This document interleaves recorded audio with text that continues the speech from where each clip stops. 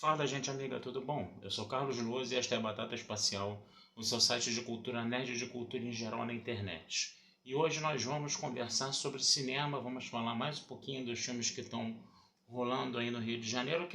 Eu quero falar hoje sobre um documentário feito aqui no Brasil chamado As Três Vidas de Frida Wolf, tá? Gente, um documentário muito bacana, tá? Principalmente para quem gosta de história, né? O que esse documentário vai falar? Ele vai falar da trajetória de um casal judeu-alemão, tá? A Frida e o Egon Wolf, né? Que viviam, né, na Alemanha, né? E pegaram toda a fase da ascensão do nazismo. Só que eles eram pessoas, podemos dizer assim, que tinham estudo, eram muito esclarecidas, gostavam de estudar direito, economia, história, né? E eles perceberam que com a ascensão do nazismo a coisa estava ficando muito complicada para eles, tá? Eles judeus, né, alemães, né? Inclusive eles moravam muito próximos, né, ao centro de poder nazista na Alemanha. Eles moravam a 300 metros de onde o Hitler vivia, a 500 metros do parlamento alemão, moravam próximos da universidade onde foram feitas aquelas grandes queimas de livros judaicos, onde vários livros, né, do curso de direito, né, que o Egon Wolf estudava, né, foram queimados ali, né, e o Egon Wolf percebendo, né, que ele estava já tendo, desde antes da ascensão do nazismo, choque com nazistas dentro da universidade. Ele era um cara, vamos dizer assim, meio brigão, meio valentão, né, no caso. Gostava de uma briga, então ele saía na mão com os nazistas na faculdade. Só que os nazistas passaram a andar armados, né, legalização de armas, né, no caso, né. E aí ele percebeu que se ele continuasse ali, que ele acabaria morrendo, e ele acaba abandonando a universidade. E por conseguinte, né, junto com a Frida Wolf, né, eles abandonam a Alemanha, né. E aí o filme ele é dividido em três atos, né, que são as três vidas de Frida Wolf, né. Tem um livro deles, inclusive, chamado As Três Vidas de Frida, de Egon e Frida Wolf, né, no caso.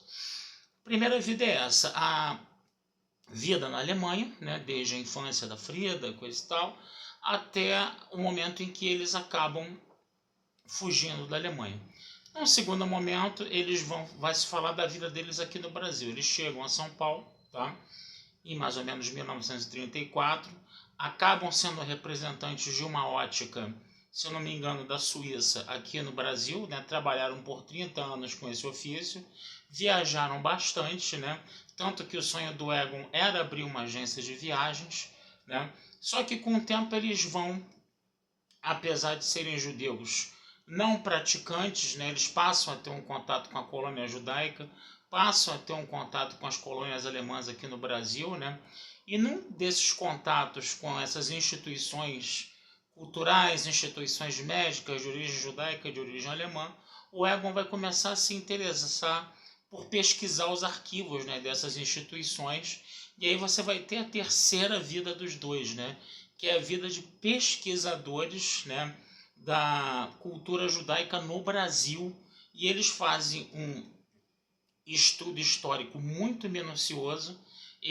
O primeiro livro que eles publicam juntos, né, seria Os Judeus, né, no Brasil Imperial, né? Então eles vão começar a pesquisar em arquivos, vão começar a pesquisar em cemitérios, vão começar a fotografar as lápides, né, desses judeus que estão enterrados em vários lugares. Eles começam no cemitério São Francisco Xavier aqui no Rio de Janeiro, né?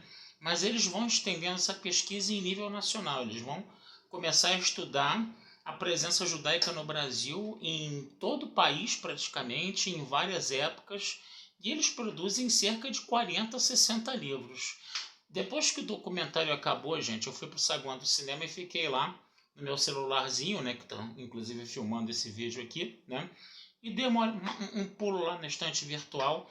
Tem mais ou menos uns 60, 40 a 60 livros deles lá, com os mais variados preços. O primeiro livro que eles publicaram, que é Questão Judaica no Brasil, perdão, Questão Judaica no Brasil não, Judeus no Brasil Imperial, tá? Esse livro tá praticamente 300 contos, né? Mas tem outros livros também, né, que vão de 10, 40, 50 reais, e eles não se restringiram a estudar somente, entendeu? A questão dos judeus no Brasil. Eles estudaram também povos indígenas, povos africanos.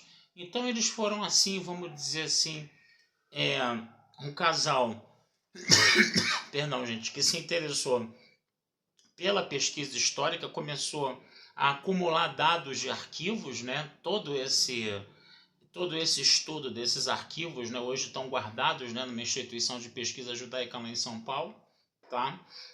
E eles publicaram muitos livros, né?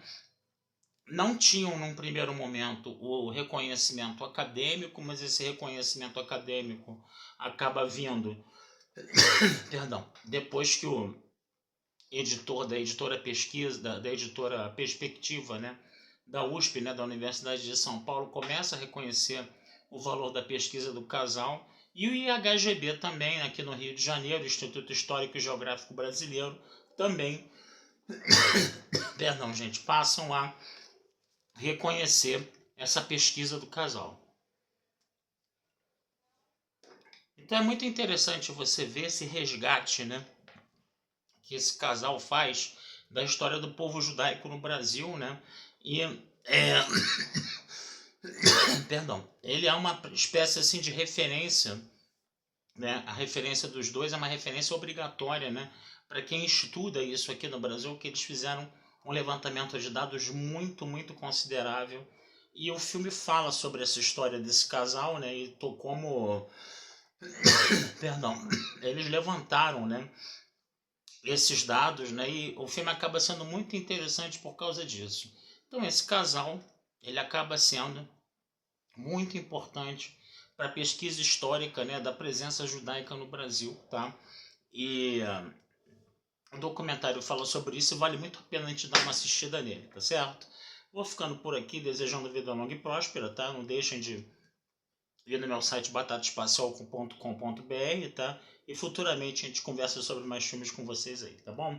Um abração, fui e até a próxima.